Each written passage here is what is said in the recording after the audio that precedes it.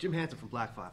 Mr. Talabani, I have a number of friends from 10th Special Forces Group who spent considerable time from the no-fly zone era through now. All of them had great respect and love for the Kurdish people. It was most of them were amazed. The one thing they all said, though, in their dealings with Kurdish people overall, was that Kirkuk was the biggest flashpoint, and that was the issue that, beyond all others, was going to always be a fly in the ointment.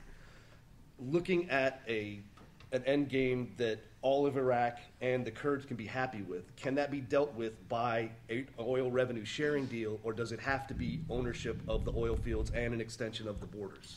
That's a great question, and we have very fond memories of folks from 10th Group.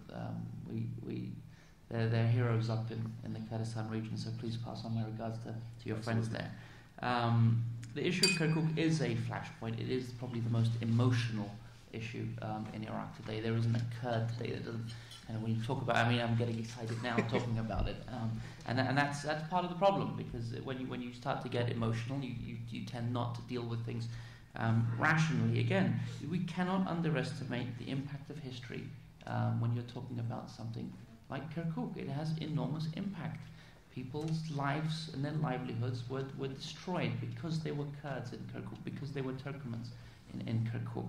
And it is I think not correct to equate the ethnic cleansing that took place in Kirkuk from the 1930s up until today to the return of Kurds into Kirkuk from 2003 up until today. That is wrong to say that that's ethnic cleansing here and that was ethnic cleansing there. They are miles apart. That was what took place from the 1930s up until today was a deliberate attempt to change the demography of Kirkuk and to force Kurds out of their ancestral homes. And people getting frustrated and taking their lands back now is not the right way to do it. There is a legal way to do it, but the reality is the legal way has been neglected, has been kicked down the road, and there's been little progress made on this issue. I think the one misconception that I'd really like to try hard to dispel here is that our drive for Kirkuk is all about oil. It is not about oil, because we have enormous oil fields now throughout the Kurdistan region. And more to the point, we're on record saying that, first, the Constitution states that existing oil fields, currently producing oil fields, are to be managed and administered by the federal government. We're also on record saying that we want to pool all the revenues from all of Iraq's oil fields through the national treasury to be distributed on a per capita basis and equitably across the country. So if we can reach agreement on the hydrocarbons law issue, you are taking out of an already very complicated situation a major component, which is oil, which then turns it into a property claims issue and then an administrative issue, who actually administers these areas.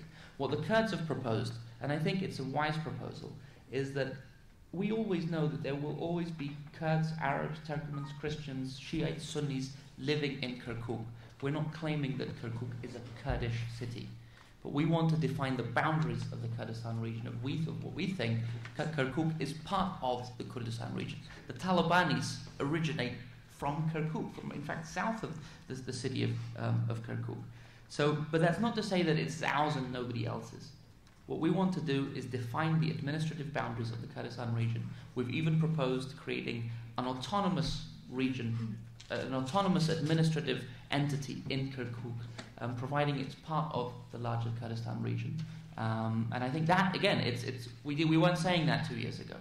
It's an attempt to make compromises, to try to be part of the solution and not part of the problem. But I just, again, call me skeptical and call me Kurdish-centric. I don't see the willingness by our colleagues and friends in the federal government to address this issue. It's a convenient issue to be left open.